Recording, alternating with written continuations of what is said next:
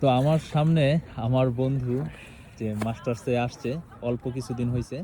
তো মোটামুটি সাউথ কোরিয়াতে এখন মাস্টার্স বলেন, মাস্টার্সের ভিসার ইস্যু খুবই ভালো এবং ই ভিসা হইতেছে।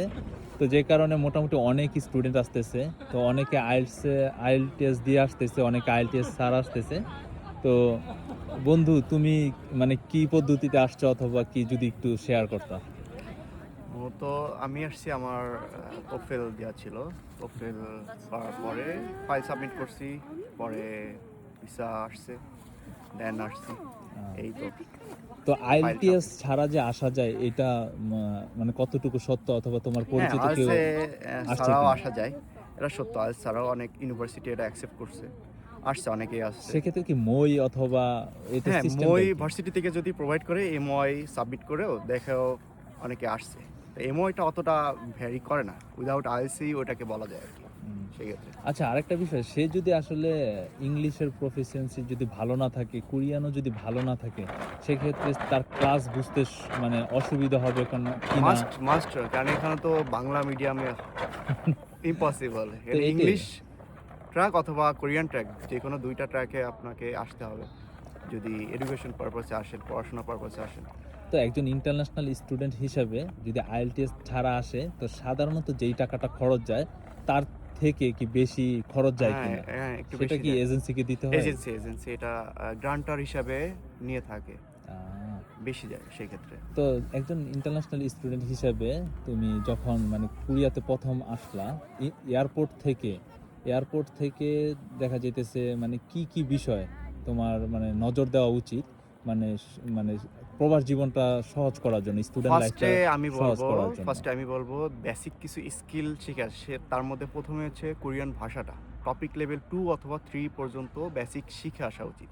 কারণ এখানে আসার পর আপনি ইউনিভার্সিটির বাইরে আপনার ইংলিশ চলে না এরকম, বা ল্যাঙ্গুয়েজ লাগবে, মাস্ট লাগবে কোরিয়ান ল্যাঙ্গুয়েজটা ডেইলি লাইফ ইউজের ক্ষেত্রে। সেক্ষেত্রে আপনি মার্টে যান, কোনো হসপিটালে যান, ব্যাংকে যান, এভরি জায়গায় আপনার কোরিয়ান ল্যাঙ্গুয়েজ ছাড়া কোনো ওয়ে নাই, ইংলিশ তেমনটা নাই বললেই চলে।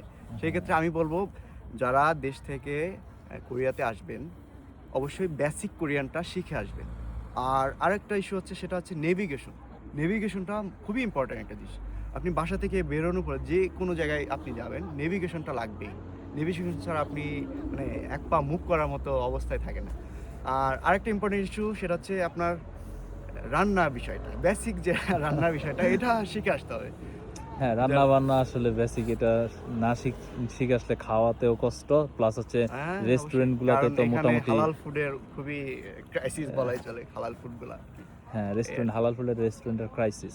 খুবই তো ক্রাইসিস। আরেকটা বিষয় যেটা অনেক স্টুডেন্ট মোটামুটি দেখলাম, যেটা মানে বাসা যে ঠিক হ্যাঁ, না করে চলে আসে, অথবা চিন্তা করে যে কোরিয়াতে যাওয়ার পর হয়তো বা বাসা ঠিক এটা করবে, তো সেটা কি আসলে কতটুকু ঠিক, অথবা এটা কতটুকু অবশ্যই বুদ্ধিমানের কাজ হবে না। যারা দেশ থেকে কোরিয়াতে পড়াশোনার জন্য পারপাসে আসবেন, অবশ্যই অ্যাকোমোডেশন জিনিসটা এটা আপনারা দেশে থাকা অবস্থায় সেট করে আসবেন। কোথায় উঠতেছেন, কার মাধ্যমে উঠতেছেন, কিভাবে, বাসার ডিটেলসগুলো আপনারা দেশে থাকতেই আপনার এটা সেট আপ করে আসবেন।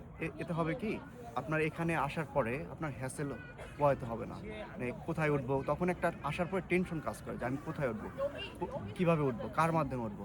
তো আমার আমার রিকোয়ারমেন্ট থাকবে, আপনারা এখানে আসলে স্টাডি পারপাসে আসলে আপনারা অবশ্যই এই অ্যাকোমোডেশনটা আপনারা আগে থেকে সেট করে নিয়ে আসবেন। আরেকটা বিষয় যে মানে ম্যাক্সিমাম স্টুডেন্টেরই ধারণা মূলত যেটা কোরিয়াতে যাওয়ার পরই আমি জব পেয়ে যাব, অথবা অনেকে দেখা যাইতেছে এই চিন্তা ভাবনা করে যে কোরিয়াতে যাওয়ার পর হয়তো বা আমার মান্থলি ইনকাম 2 থেকে 3 লাখ টাকা হবে। তো সেই চিন্তা ভাবনা থেকেই অনেকে লোন করেও স্টুডেন্ট ভিসা অথবা স্টুডেন্ট ফাইল মানে ভিসার পর আসে। তো এইটা আসলে কতটা মানে বুদ্ধিমানের কাজ হবে বলে এটা মনে হয়? আমি মনে করি যে আসার পর পরে যে আপনি জব পাবেন, একটা হেলদি অ্যামাউন্টের একটা অ্যামাউন্ট পাবেন, গ্রো করবেন, এটা আসলে বুদ্ধিমানের কাজ হবে না, এটা ভেবে আসাটা। ফার্স্টে আপনি আসলে আপনার ডেইলি যে খরচটা, আপনার চলাফেরা, আপনার অ্যাকোমোডেশন প্লাস আপনার টিউশন ফি, এটা আপনি ম্যানেজ করতে পারেন। বাট আমি বলবো যে আপনি আসার থেকে শুরু করে আপনার মিনিমাম আপনি 4 থেকে বা 3 থেকে 4 মান্থের ব্যাকআপটা আপনি নিয়ে আসেন। এটা হ্যাঁ, আপনার সুবিধা হবে। মিনিমাম কারণ 3 মান্থের ব্যাকআপটা নিয়ে আসাটা উচিত। কেন বললাম? কারণ আপনার এখানে আসার পরেও অনেক কিছু কাজ আছে, আপনার মেডিকেল চেক আপ হবে, আপনার এআরসি কার্ডের জন্য যে যে জিনিসগুলা আপনার থেকে নিবে, নেওয়ার পর আপনার এআরসি কার্ড যখন হাতে আসবে এবং ইউনিভার্সিটি থেকে যখন আপনি মানে ওয়ার্ক পারমিটটা নিতে পারবেন, তখন আপনি এলিজিবল হবেন কাজ করার জন্য। তার আগে কিন্তু আপনি যে কাজ করেন বা ওয়ার্ক করেন এটা কিন্তু ইলিগাল হয়ে যাবে। আর যদি immigration police, Korean immigration police কিন্তু এই দিক থেকে খুবই স্ট্রিক্ট এখন, যদি একবার এটা দেখতে পারে বা বুঝতে পারে তাহলে কিন্তু আপনাকে ডিপোর্ট করার চান্স থাকে। হ্যাঁ, আর এটাও না করলেও আপনাকে ভালো অ্যামাউন্টে একটা পরিমাণ আপনাকে জরিমানা করবে। হ্যাঁ, পেনাল্টি তো হবে। সেক্ষেত্রে আমিও যতটুকু জানি যে আসলে আইডি কার্ড ছাড়া মানে আইডি কার্ড ছাড়া কাজে যাওয়াটা আসলে একটা ঝুঁকিপূর্ণ আর কি। অবশ্যই তো অবশ্যই। হয়তোবা মানে ভালোর জন্য অনেক স্টুডেন্ট, অনেক পরিচিত অনেকের কাছে এই কথাটা বললো, তাদের কাছে হয়তো শুনতে খারাপ লাগবে, হয়তোবা এটাই বাস্তব।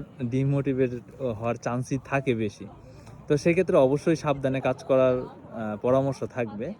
তো যারা নেক্সট ইনটেকে আসবে তাদের জন্য কি কোনো পরামর্শ আছে কিনা, এই তো অথবা এগুলো সব কিছু কম্বিনেশন করে নিজেকে প্রিপেয়ার করে ওইভাবে আসাটাই বুদ্ধিমানের কাজ হবে আমার মতে আর কি। হ্যাঁ, আর আমি আসলে আমার ব্যক্তিগতভাবে শুধু এতটুকুই বলবো, আসেন কিন্তু নিজেকে পুরোপুরি মানে গুছায়া আসাটাই উচিত, যাতে অবশ্যই। করে এখানে আসার পর আপনি ডিপ্রেশনে না পড়েন। কারণ কোরিয়াতে আসলেই যে টাকা কামাইতে পারবেন বিষয়টা এরকম না।